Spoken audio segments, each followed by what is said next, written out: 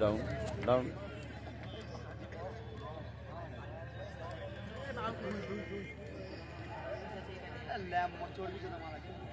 Inter Kashi and Gokulam Kerala খেলা দেখছে, খেলা হচ্ছে 1-1।